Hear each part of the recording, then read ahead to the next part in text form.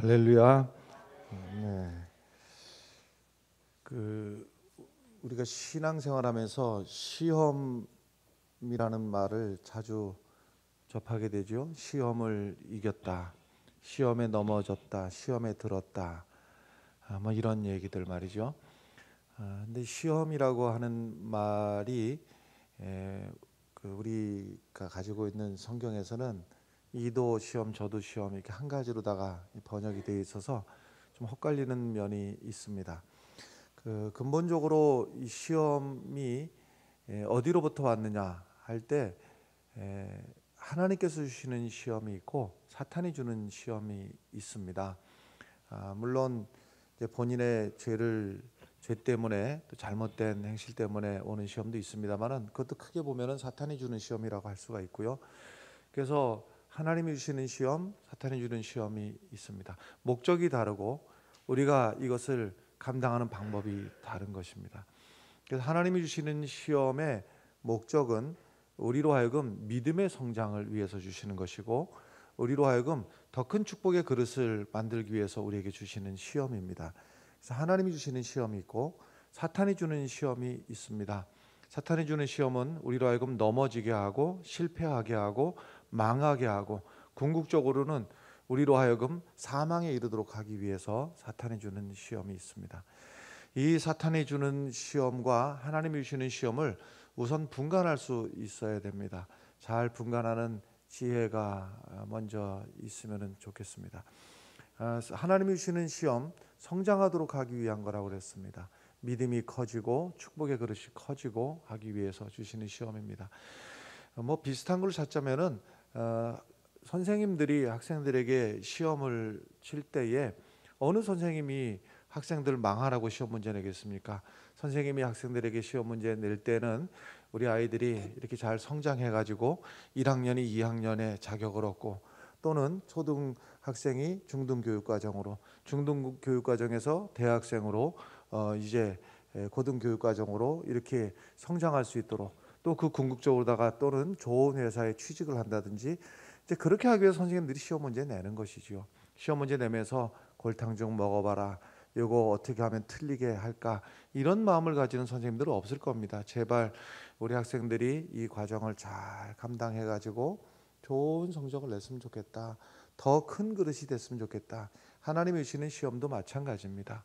우리로 하여금 더 큰 믿음의 그릇들이 되도록 축복의 그릇이 되도록 하나님께서 우리들을 시험하실 때 그래서 이것이 이제 우리 번역에서는 다 시험이라고 되어 있습니다만은 이제 영어 번역본으로 보면 이제 테스트로 되어 있죠.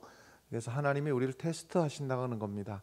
그래서 하나님이 우리를 테스트하실 때 이것은 우리가 인내함으로 잘 감당하는 것입니다. 참아내는 것이고 감당하는 것이고 그렇습니다. 사탄이 주는 시험은 넘어지게 하는 시험, 뭐 달리 말하자면 유혹이라고 할 수 있는데 영어 성경에서는 템테이션이라고 되어 있습니다. 유혹하는 것이다, 미혹하는 것이다. 그래서 걸려 넘어지게 하고 망하게 하고 실패하는 것인데 사탄이 주는 시험을 우리가 이기기 위해서는 물리쳐야 됩니다. 이 시험을 물리쳐야 되고 벗어나야 되고요. 이 시험을 거부해야 되는 겁니다. 우리 시험 안에서 헤매고 있으면은 안 되는 것인데 그래서 오늘 야고보서 1장에서 이 두 가지 시험이 좀 이렇게 혼돈이 되어 있습니다. 그래서 이것도 시험, 저것도 시험인데 이것을 분간을 하면서 이 말씀을 좀 보시면은 좋겠는데요. 12절의 말씀은 이렇게 되어 있습니다. 시험을 참는 자는 복이 있나니 이는 시련을 견디어 낸 자가 주께서 자기를 사랑하는 자들에게 약속하신 생명의 면류관을 얻을 것이기 때문이라 그랬습니다. 12절에서 말하는 시험은 테스트입니다. 하나님이 주시는 테스트. 이것을 잘 감당을 해가지고 잘 감당한다는 말이 무엇이냐면 이 시험을 참는다 또는 견디어낸다 그랬습니다. 이 12절 안의 말씀으로 보면 이것을 잘 감당하는 것은 잘 참아내고 잘 견뎌내고 하는 겁니다. 그렇게 된 결과가 테스트에 이제 합격을 하게 되는 것인데 참아내고 견뎌내고 하는 과정을 통해서 하나님이 계획하신 대로 믿음의 그릇을 만들고 축복의 그릇을 만드는 단계까지 이르게 되는 겁니다. 여기서 포인트는 참는 것이라고 그랬습니다. 로마서 5장 3절 4절의 말씀에도 보면요, 우리가 환난 중에 즐거워한다 그랬어요. 환난을 만났는데 왜 즐거워하는가? 이는 환난은 인내를 만들어낸다. 환난이 인내를 만들어내고, 인내는 연단을 만들어내고, 연단은 소망을 이룬다 이랬는데, 단계가요, 환난을 만났을 때 인내를 이루고, 인내가 연단을, 연단이 환난, 연단은 소망을, 이 단계 가운데서요, 어디서 우리가 이제 잘 안 되는가 하면요, 인내는 환난은 인내를 이랬지 않습니까? 이 환난을 만났을 때, 시험을 당했을 때 우리가 인내함으로 이 시험을 우리가 이기고 감당하고 하는 것입니다. 하나님의 주시는 축복이 있다고 하는 것입니다. 그래서 아브라함도 그렇지 않습니까? 아브라함도 창세기 22장에 보면 하나님이 주시는 엄청난 시험이 있었습니다. 하나님 주시는 엄청난 시험이, 하나님이 아브라함을 시험하시려고 그를 부르셨습니다. 하나님이 아브라함을 시험하신 내용은 내 아들, 내 독자, 내 사랑하는 독자 이삭을 내가 지시하는 한 산, 거기에 가서 네 아들을 나에게 바쳐라. 무엇을 시험하시는가 하면요, 네 아들을, 그 사랑하는 아들을 더 사랑하는지, 나를 더 사랑하는지 하나님께서 이것을 테스트하시는 거예요. 그래서 하나님께서 이 아브라함을 시험하시는 이 시험을, 아브라함이 입장을 바꿔놓고 생각해 보십시오. 이 감당할 만한 시험이겠습니까? 이 엄청난 시험 앞에서 아브라함이 이것을 감수하고 감내하고, 하나님께서 아브라함을 멸망시키고 넘어지게 하고 죄악 가운데 빠지기 위해서 이 시험을 주신 것이 아니라, 아브라함을 더 큰 믿음의 그릇, 더 큰 축복의 그릇을 하나님께서 기대하시면서 이 시험을 하나님께서 아브라함에게 하신 것입니다. 이러한 시험을 만났을 때에 생명의 면류관을 우리에게 주시겠다. 하나님께서 예비하신 것이 있다고 하는 겁니다. 하나님이 주시는 시험 앞에서 하나님이 예비하신 축복이 있다고 하는 거예요. 생명의 면류관이 있는데, 이 시험을 통해서 하나님께서는 예비하신 그 축복을 성도들이 받기를 간절히 바라는 그 심정으로 하나님께서 이 시험을 우리에게 허락해 주신 것입니다. 로마서 8장 18절 말씀에서, 그래서 생각하건대 현재의 고난은 장차 우리에게 나타날 영광과 좋게 비교할 수 없도다 그랬습니다. 지금 우리가 당하는 고난이, 우리가 참 적은 믿음으로 바라보면요, 내게 어떻게 이렇게 큰 시련이, 이렇게 큰, 정말 하나님의 말씀대로 하자면 사람이 감당할 시험밖에는 허락하신 것이 없다 그랬는데, 우리가 생각할 때 늘 이거는 그 감당할 만큼을 넘어선다 하는 정도의 그런 시련들이 우리에게 올 때가 있습니다. 우리의 믿음이 작아서 그렇습니다. 하나님의 눈으로 보면요, 그 우리의 고난이 장차 우리에게 나타날 영광과는 비교할 수 없도다. 우리에게 주신 고난의 크기보다도 우리에게 주실 영광의 크기, 하나님께서 기대하시는 영광의 크기, 하나님께서 예비하시고 하나님께서 허락하시는 영광의 크기는 말로 비교할 수 없도다라고 하는 것이에요. 이것을 모범으로 보여주신 예수 그리스도의 모범에서도 그렇습니다. 히브리서 12장 말씀에 보면 믿음의 주요 또 온전케 하시는 예수를 바라보라. 예수님 바라보면 모든 것에 답이 나온다고 그런 것이죠. 그는 그 앞에 있는 기쁨을 위하여 십자가를 참으사 부끄러움을 개의치 아니하시고, 십자가를, 주님 앞에 온 이 십자가라고 하는 이 시험을 어떻게 하셨다고요? 참으셨다. 십자가를 참으신 겁니다. 십자가를, 예수님인들 우리가 오해하면요, 예수님은 신적인 존재이기 때문에 그것을 아무런 고통도 없이 아무런 고민도 없이 그냥 예수님이 그쯤이야 하고 십자가를 지셨다고 생각하면 오해입니다. 예수님도 이 십자가가 감당이 안 되는, 정말 감당이 안 되는 시험이었던 거예요. 그럼에도 불구하고 그 십자가를 예수님이 참아내신 겁니다. 그 십자가를 참으사 부끄러움을 개의치 아니하시고 하나님의 보좌 우편에 앉으셨느니라 그랬습니다. 이 십자가를 참아내신 결과가 하나님의 보좌 우편에 앉으셨듯이, 여러분, 우리에게 하나님께서 때론 이런 시련과 저런 시련을 통해서 우리를 테스트하실 때에 우리의 하나님을 향한 그 사랑이 변치 않기를 바라고, 하나님을 떠나지 아니하고 우리의 그 시련 가운데서 인내함으로 믿음으로 이 시련이 변화해서 오히려 하나님이 기대하시는 축복의 그릇들이 되기를 바라고, 믿음의 그릇들이 되시기를 주의 이름으로 간절히 축원합니다. 하나님이 주시는 시험이 있고 사탄이 주는 시험이 있다고 그랬습니다. 사탄이 준 시험의 대표적인 경우가 마태복음 4장에 나오는 사탄이 예수님을 시험한 내용입니다. 사탄이 예수님을 시험하려고 할 때 사탄은 언제나 넘어지게 하고 망하게 하고 실패하게 하고, 이것이 사탄이 주는 시험입니다. 사탄이 주는 시험 앞에서 예수님의 모범을 보면은요, 아주 심플합니다. 사탄아 물러가라 하는 것입니다. 이 사탄이 주는 시험 앞에서 이 주는 시험이, 여러분, 이 시험이 회개망측하다 여기면은 그 시험이 아닙니다. 그것은요, 우리에게 시험이 되는 것은요, 그 시험이 아주 달콤하게 생각이 들어야지 시험인 것입니다. 예수님에게 했던 시험도 사실은 세 가지 시험 다가 너무너무 달콤해서 뿌리칠 수 없는 일이었습니다. 사람이 배가 부르는 일, 다시 말해서 먹고 살만해지고 또 돈을 많이 벌고 경제적으로 걱정이 없고 배가 등 따시고 배부르고 하는 이 시험이 얼마나 달콤한 시험입니까? 이런 시험이라든지 아니면은 다른 모든 사람에게 인기가 높아지고 추앙을 받고 하는 이런 시험이라든지 말이죠. 예수님께서 이 시험 앞에서 보여주던 모범이 무엇인가 하면요, 사탄아 물러가라 하는 것입니다. 할렐루야. 여러분, 이 시험 앞에서 우리가 하나님이 주시는 이 시험과 사탄이 주는 이 시험을 잘 구분을 해내야 되는데, 이 시험이 우리 인생 가운데서 이렇게 섞여서 우리 오거든요.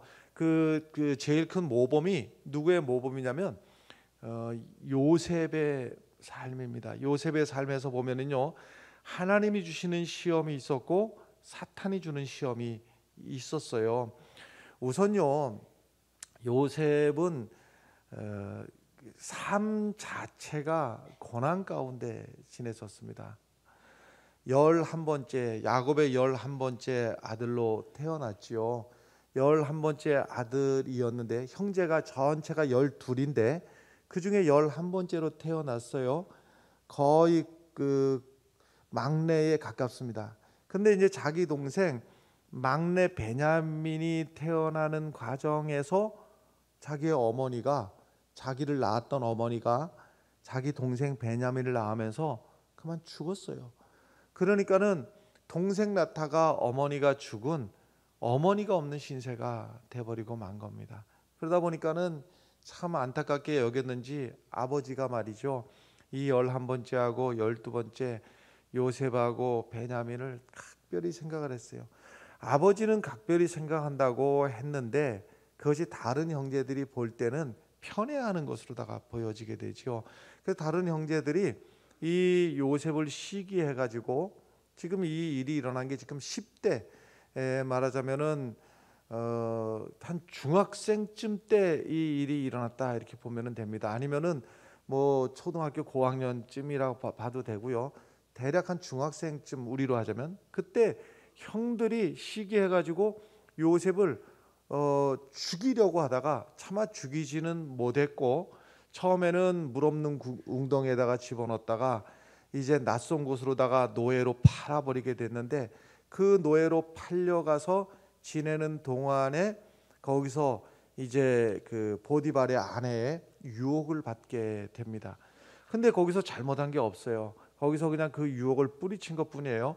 그 유혹을 뿌리친 결과가 뭐냐면은 감옥살이를 하게 되는 겁니다. 그러니까 어느 날 갑자기 말이죠, 어느 날 갑자기 난데없이 형들이 자기를 죽이려고 했다가 물 없는 웅덩이에다 집어넣었다가 낯선 곳에 노예로 팔려갔다가 감옥에 갔다가, 근데 이 모든 과정들 가운데서 요셉의 반응을 보면은요, 한 번도 하나님을 원망하는 말을 하지 않아요. 한 번도 원망하는 말을 하지 않고 이것을 참고 인내하는 거예요. 견뎌내는 겁니다. 여기서 내 믿음을 잃어버리지 않고 내 입에서 하나님을 원망하는 말이 나오지 않도록 참고 이를 악물고 참고 인내하고 견뎌내는 거예요. 왜 그런가 하면요, 이것이 하나님이 주시는 시련이었기 때문에 그런 거예요. 그것을 나중에 요셉의 고백에서 보면은 알 수 있지 않습니까? 형님들 걱정하지 마십시오. 당신들이 나를 애굽에 팔았다고 걱정하는 모양인데 아닙니다. 하나님께서 당신들보다 나를 먼저 이곳에 보내셨습니다. 할렐루야. 이 말이 뭐예요? 이 모든 시련, 형제들의 배반, 그 다음에 종살이 한 것, 옥살이 한 것, 이 모든 것이 하나님이 주신 시험이었던 것을 요셉은 알았던 거예요. 그러니까 하나님이 주신 이 시련 앞에서는요, 인내하고 참고 견디고 했던 것이죠. 근데 여기서 요셉에게 주었던 사탄의 시험도 있었지요. 그것이 무엇이었습니까? 보디발의 아내가 유혹했던 거예요. 보디발의 아내가 유혹을 했는데 이 유혹 앞에서 여기서 어떻게 반응을 했습니까? 참고 인내하고. 아니에요. 여기서 참고 인내하고 이렇게 되면요, 엉뚱하게 가게 되는 거예요. 여기서는요, 사탄아 물러가라 하는 거예요. 할렐루야. 벗어나야 되는 겁니다. 벗어나고 도망가고 물리치고 이기고. 할렐루야. 사탄이 주는 시험 앞에서는요, 인내하는 게 아니에요. 이건 방법이 다른 거예요. 어떤 분이 만약에 나는 이 술에 매이기 싫다, 난 더 이상 술에 매이고 싶지 않다 한데 말이죠, 술자리 앞에서 남들 술 맛있게 드시는데 앞에서 거기서 주여 구하오니 이 시험을 이기게 해 주시옵소서. 남들 한 잔 홀짝 마실 때마다 주여 이기게 해 주시옵소서. 이기겠습니까? 못 이기겠습니까? 이거는 지금 시험에 들으려고 지금 작심하고 있는 것이죠. 시험에 들으려고, 시험을 이기려고 할 것 같으면요, 그 자리를 벗어나야 됩니다. 그 자리를 벗어나야 되고 그 자리를 도망가든지 그 자리를 물리치든지. 그러니까 사탄이 주는 시험 앞에서 이게 사탄이 주는 시험이다 여기면은요, 물리쳐야 되고 이겨야 되고요. 할렐루야.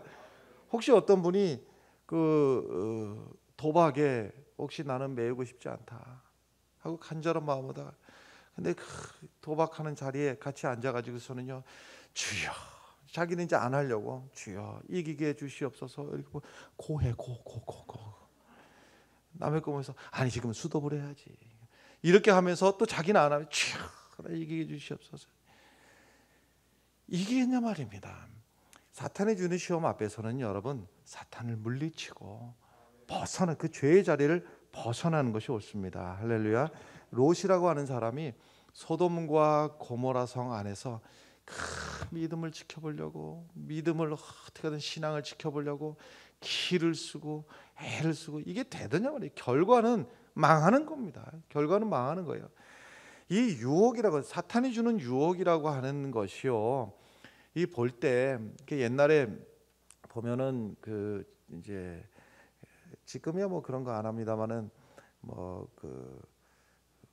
공산당을 물리치자, 뭐 간첩, 뭐 이런 관련해서 포스터를 이렇게 이제 그리게 하지 않습니까? 그러면 포스터를 그리면 간첩을 그리는데, 간첩을 포스터에다가 어떻게 그리는가 하면 머리에는 뿔이 나고 이빨은 뭐 이렇게 나고, 심지어는 아주 잔인하게 그리는 아이들은 거기다 피까지 흘리는 거 그려놔요. 아니 간첩이 뿔이 나가지고 입에 피가 나가지고 간첩을 하겠습니까? 시험이라고 하는 것은 뿔 나가지고 입에 피 흘리고 오는 게 시험이 아니고요, 매력적인 모습으로 오는 겁니다. 거절할 수 없이 매력적인 모습으로 와야지, 그래야지 시험이 되는 거 아니겠어요? 근데 이제 이 루시오, 이제 아브라함이 네가 오른쪽 하면 나는 왼쪽 하고 네가 왼쪽 하면 나 오른쪽 하겠다, 어느 쪽으로 할까, 눈을 들어서 요단 지역을 바라보니까 온 땅에 물이 넉넉하고 여기가 말이죠, 마치 여호와의 동산 같았더라 그랬어요. 그러니까 롯이 보기에 이 요단 땅을 보면서 여호와의 동산 같았다 그랬는데, 그 기준이 뭐예요? 물이 넉넉하고, 다시 말해서 살만한 땅이었다, 물질적으로 풍요한 땅이었다라는 거예요. 근데 지금 기준이 뭐가 잘못됐습니까? 여호와의 동산인 것은 그곳에 물질이 풍족해서가 아니고 바로 여호와 하나님이 계셨고 하나님의 말씀이 계셨기 때문에 여호와의 동산이었는데, 롯이 판단할 때는 말이죠, 이곳에 물이 넉넉하고 물질이 넉넉하니까 그곳이 좋아 보였던 거예요. 좋아 보이니까 그곳을 선택했는데, 문제는 뭐냐면요, 그 물질의 풍요 속에서 죄악이 만연한 이 땅에서 자기는 어떻게 하든 믿음을 지켜보려고 했던 거예요. 죄악이 만연한 땅에서 내 믿음을 지켜보려고 애를 쓰는 것, 이것은 미련한 일입니다. 이것은 시험에 걸려 넘어질 작심하고 있는 경우에 해당된다고 볼 수가 있습니다. 여러분, 우리가 시험을 만날 때에 그래서 우리가 시험을 만나게 되면은요, 이런저런 핑계를 자꾸 대게 되지요. 제일 먼저 대는 핑계가 뭐냐면요, 환경이 어쩔 수 없었다. 말하자면 내가 가난해서 도둑질했다 이거죠. 그 다음에 또 하나가 뭐냐면 누구 때문이라고 하는 것은요, 친구 때문에. 세상에요, 자기 아들 뭐 잘못해가지고 우리 아들 참 잘못했습니다 이렇게 말하는 부모 찾기 어려워요. 다 뭐라고 합니까? 우리 아들이 원래는 착한데 친구 잘못 만나고 그렇지 않습니까? 그 친구의 집에서는 뭐라고 그럽니까? 우리 애도 착한데 친구 잘못 만나고 이러는 거 아닙니까? 여러분, 친구 때문에 뭐 이렇게 또 보통 얘기들 많이. 또는요, 세 번째로다가는 뭐 사회적인 구조적인 모순이다. 이 구조의 문제, 사회 구조의 문제다 하는 이야기. 거기까지 더 한다면요, 조금 더 나가면요, 자칫 잘못하면 이제 여기까지 나가는 거예요. 뭐냐면 하나님 탓이다. 하나님 탓이다. 누구는 부잣집에 태어나게 하고 누구는 가난한 집에 태어나게 하고 누구는 말이지 누구에게는 복을 주시고 나에게는 하나님이, 이런 하나님 탓을 하는 경우까지 오게 되는데, 그래서 13절의 말씀을 이것을 이제 말씀으로다가 딱 정리를 해 주시는 것입니다. 13절의 말씀은 함께 읽겠습니다. 사람이 시험을 받을 때 내가 하나님께 시험을 받는다 하지 말지니 하나님은 악에게 시험을 받지도 아니하시고 친히 아무도 시험하지 아니하시느니라. 아멘. 욥에게도 시험이 왔었죠. 욥에게는 구체적으로다가는 둘이 시험을 합니다. 하나는 뭐냐면 사단이 시험을 합니다. 사단이 시험을 하는 것은 하나님에게 그의 소유물을 빼앗으십시오, 그러면 틀림없이 그가 주를 욕할 것입니다 하고 사단이 시험을 하죠. 또 그 옆에 아내마저도 욥을 시험을 합니다. 아내, 당신이 이 지경에 하나님이란 소리가 나오느냐, 하나님을 욕하고 죽으라 하고서는 합니다. 그러나 여러분, 우리가 시험을 당하는 이것이 하나님께서 이 사단이 주는 이 시험 말이죠, 우리를 멸망하게 하고 우리를 넘어지게 하고 우리를 죄악되게 하는 이 시험에 대해서 하나님께서는 악에게 시험을 받지도 아니하시고 하나님은 친히 아무도 시험하지 아니하시는 분이라. 그러면 시험에 왜 드느냐? 14절 15절의 말씀에 보면 오직 각 사람이 시험을 받는 것은 자기의 욕심에 끌려 미혹됨이니 그랬어요. 그 다음에 욕심이 잉태한즉 죄를 낳고 죄가 장성한즉 사망을 낳느니라 그랬습니다. 이 시험의 단계가 보면요, 자기 욕심에 끌려요. 욕심에 끌려 가지고서는요, 자기의 욕심에 끌려서 그냥 마음속에서요, 욕심이라고 하는 것이 뭐냐면요, 자리를 벗어나는 거예요. 그 한계를 벗어나는 게 욕심이에요. 내가 가진 것을 벗어나는 순간 욕심이 되고, 내게 허락하신 것을 벗어나는 순간에 이것이 욕심이 되는 것이죠. 그래서 내 욕심에서부터 내게 허락된 것, 내게 주어진 것을 넘어서는 순간부터 여기부터가 이제 시험에 드는 것인데, 욕심에 끌려 미혹됨이니, 두 번째 단계가 미혹된다는 것이에요. 마치 낚싯바늘이지 말이죠. 낚싯바늘에 그냥 낚싯바늘만 흉측하게 이러고 있는 경우가 어디 있습니까? 그것을 감추기 위해서 너무너무 맛있는 것이 달려있는 것이죠. 낚싯바늘 끝에 그걸 뭐라고 합니까? 미끼라고 하는 겁니다. 이 미끼라고 하는 것은 너무너무 맛있어야지 미끼가 되는 겁니다. 맛있지 않으면은요, 이게 미끼가 안 되는 거예요. 사단이 아담과 하와를 유혹할 때 에덴 동산에 있는 선악을 알게 하는 이 나무가 말이지 하고서는 사단이 유혹할 때 하와가 그것을 이렇게 쳐다보니까는 쳐다볼 때 괴상망측했더라. 그러면 유혹이 되겠습니까 이게요? 괴상망측했더라. 아주 보기도 끔찍했더라. 이러면은 유혹이 안 되는 것이지요. 근데 사단의 유혹에 대해서 하와가 쳐다보니까 먹음직도 하고 보암직도 하고 지혜롭게 할 만큼 탐스럽기도 하고 너무너무 맛있어 보이는 거예요. 이게 막 먹고 싶은 마음이 드는 거예요. 미끼라고 하는 것이 여러분 그렇게 내 마음을 뺏어가는 거, 내 마음을 뺏어가는 거, 맛있어 보이고 매력적으로 보이고 꼭 갖고 싶은 마음이 드는 것, 그 미끼라고 하는 것은 바로 그 안에 바늘이 숨겨져 있다고 하는 사실을 우리가 잊어서는 아니 될 줄로 믿습니다. 미혹되고 나면 그 다음에 어떻게 됩니까? 그 다음에 욕심이 잉태한즉 죄를 낳고, 욕심이 잉태해서 그것이 이제 행함으로 드러나는 것이죠. 죄가 되는 겁니다. 마음으로 한 생각이, 머리로 한 생각이 이제 행함으로 드러나서 죄가 되고, 그 죄의 결과는 결국은 사망에 이르게 되리라 하는 말씀입니다. 토마스 아켄퍼스가요, 그리스도를 본받아. 토마스 아켄퍼스 하면은 그리스도를 본받아. 이 책이 아주 제일 같은 대표적인 책인데, 이 책의 내용 중에 보면 사람이 인간의 그 유혹에 이끌리는 단계를 더 좀 이렇게 세밀하게 분석을, 이렇게 단계를 이렇게 분석을 해놨어요. 여기서는 더 여러 단계로다가 나누는데, 제일 첫 번째 단계는 보고 듣는 것에서부터입니다. 그러니까 무슨 말씀인가 하면 여러분, 아무거나 보고 아무거나 들어서는 안 되는 거예요. 이것을 여기부터가 분별할 수 있는 능력들이 우리 가운데 있어야 됩니다. 들어야 될 것을 들어야 되고, 듣지 말아야 될 것을 듣지 말아야 되는 거예요. 들어야 될 것을 듣지 아니하고 듣지 말아야 될 것을 듣는 여기부터 시험에 들기 시작을 하는 겁니다. 여러분, 들을 수 있는 것을 들을 수 있는 지혜가 있어야 되고, 듣지 말아야 될 것을 듣지 말아야 되는 지혜가 있어야 되는 겁니다. 들어야 될 것, 하나님의 말씀을 들어야 됩니다. 내게 주시는 하나님의 말씀을 깊이 있고 들어야 됩니다. 근데 옆에서 있다 보면요, 엉뚱한 소리인지도 알면서요, 원망하는 소리, 비난하는 소리, 나도 모르게 듣다가 내 영혼이 거기에 매이는 것이고요. 그 다음에 보는 것도 마찬가지입니다. 보아야 될 것, 보지 말아야 될 것을 구분을 해야 돼요. 그래서 첫 번째 단계는요, 보고 듣는 데서부터 우리가 이제 미혹됨의 시작인 것이죠. 그 다음에 이제 두 번째는 뭐냐면요, 기억하는 겁니다.